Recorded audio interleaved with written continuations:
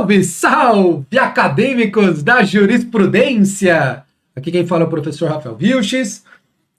Eu vim aqui nesse vídeo conversar um pouquinho com vocês sobre algumas ideias fundamentais que você não pode deixar de lado antes de começar a estudar jurisprudência. Você está aqui no nosso canal, dentro de uma playlist de passos iniciais.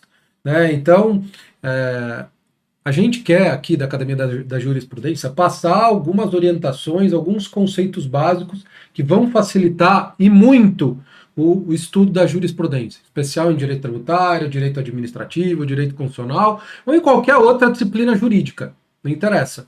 Esses conceitos aqui permeiam todo o estudo da jurisprudência. E eu vou colocar aqui no slide, vamos lá, para vocês. O primeiro ponto que é fundamental é o que é a jurisprudência. Você está estudando jurisprudência, mesmo que seja para concurso, para você acertar a questão, para você escrever uma boa questão discursiva, ou para fundamentar aí uma petição que você vai escrever, não interessa. Que obviamente o nosso foco é concurso público, mas você pode utilizar, obviamente, isso daí para qualquer fim, desde que esteja relacionado à jurisprudência. Primeiro ponto, que a galera patina demais, e isso acaba interferindo um pouco o entendimento da pessoa em relação à jurisprudência. O que é jurisprudência, pô? O que é a jurisprudência? Então, pessoal, jurisprudência são decisões reiteradas, olha isso. Não é uma decisão isolada. Não dá para dizer que quando o tribunal decide pela primeira vez aquele assunto formou jurisprudência, não. Jurisprudência, pessoal, é um conjunto de decisões reiteradas, tomadas no mesmo sentido, em uma determinada questão jurídica. Então, o tribunal, o órgão que decide, ele profere decisões sempre no mesmo sentido. Ele decide aquele caso concreto, aquela situação fática, usando o mesmo fundamento jurídico.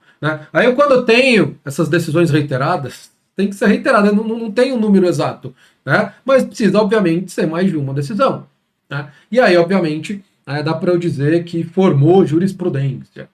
Formou jurisprudência. E um outro ponto, pessoal, um outro ponto que é importante, além de tirar essa noção, jurisprudência não é uma decisão isolada, são decisões reiteradas.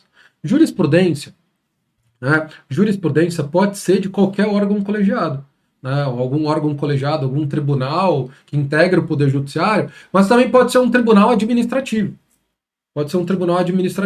Então, jurisprudência não é somente algo relacionado ao Poder Judiciário. Óbvio que aqui a gente vai focar no estudo da jurisprudência do STF e do STJ.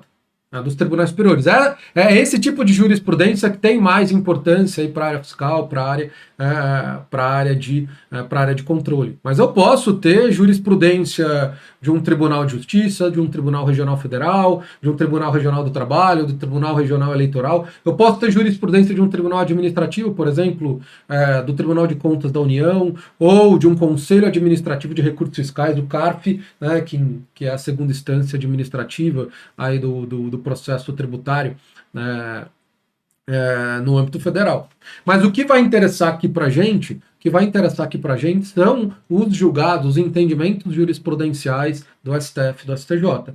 Ok? É isso que vai importar aqui para fins de concurso público. Mas há jurisprudência de qualquer outro, pode haver jurisprudência de qualquer outro órgão colegiado. Ok? Um outro ponto aqui, que é importante, é que o pessoal acaba tendo bastante dúvida, quem está começando a estudar, jurisprudência e súmula são a mesma coisa?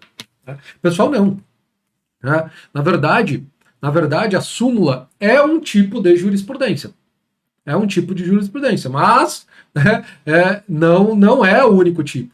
Então, muita gente acha que quando a gente vai estudar jurisprudência é só súmula. Não, pessoal. Não, você vai aqui encontrar no nosso canal a gente comentando entendimentos do STF e do STJ que não são simulados. Óbvio que súmula cai bastante em prova, é o que mais cai, então é algo que a gente vai estudar. Mas o estudo da jurisprudência, principalmente na atualidade, não se resume ao estudo de súmula. A gente vai estudar vários entendimentos do STF e do STJ que não são súmula. Súmula, pessoal, é um resumo de um determinado entendimento. Então, o STF e o STJ vêm decidindo um determinado assunto no mesmo sentido. Aí o que ele faz? Ele resume, pega ali a tese que ele utiliza para decidir aquele caso concreto e resume numa súmula. Súmula é um pequeno resumo. Né? O termo súmula significa um pequeno resumo. Um pequeno resumo do entendimento que o tribunal vem utilizando ao decidir aqueles casos. Né? Então, o Supremo decidiu pegar aquele entendimento, aquela tese e sumular. Né? No caso aí do Supremo, uma súmula vinculante. No caso do STJ, uma súmula. Né? Aí vai ter um número. A súmula do STJ, número 650. A súmula do STF, número tal. Então, é um resumo de um determinado entendimento. Mas jurisprudência é algo mais amplo. Eu posso ter entendimentos jurisprudenciais que não foram simulados e são importantes para a sua prova. Então não restrinja jurisprudência à sua súmula. Eu vejo isso muito com os alunos, né? Ah, professor, qual é o número da súmula, né? Daquele julgado que você falou? Não tem súmula. Na verdade, tem o número do julgado, mas o Supremo, o STJ, não simulou aquele entendimento. Né? Mas isso não significa que não é importante para a sua prova. Tá? E um outro ponto, pessoal, é a questão que a galera patina bastante, é qual é a diferença entre súmula e súmula vinculante. Né? Primeiro, súmula vinculante só o Supremo pode editar. Então eu nunca vou. É redundante eu falar súmula vinculante do Supremo Tribunal Federal. Pessoal, basta falar súmula vinculante que você vai saber que é do Supremo Tribunal Federal. Então você vai lá, súmula, vamos estudar aqui a súmula vinculante número 31. A súmula vinculante número 3, a número 13, enfim.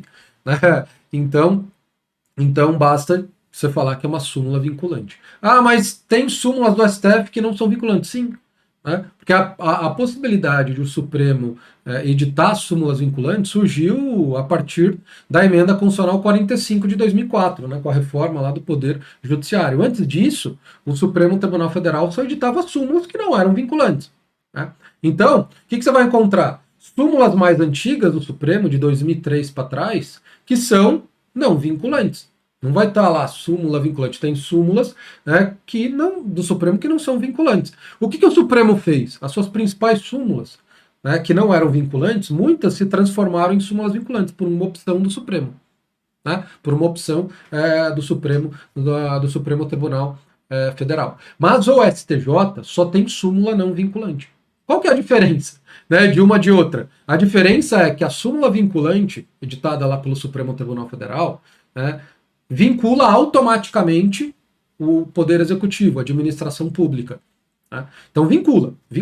Né? Independentemente lá de um município, de um estado ou a União alterar sua legislação, né? Súmula vinculante, ela vincula automaticamente aí os outros entes, né? Inclusive a administração pública. Né? Então há essa vinculação, como ocorre com uma decisão do Supremo em controle concentrado de constitucionalidade, numa DI, numa DO, numa DPF, numa ADC. Súmula vinculante tem caráter vinculante, vincula automaticamente aí o Poder Executivo, eventualmente o Poder Legislativo, né? Inclusive os outros órgãos do Poder Judiciário.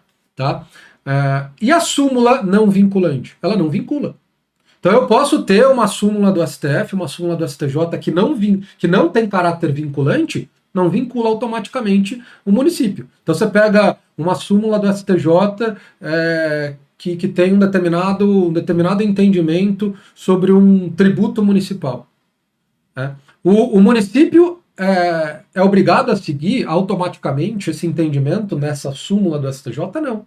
Porque ela não vincula automaticamente o município.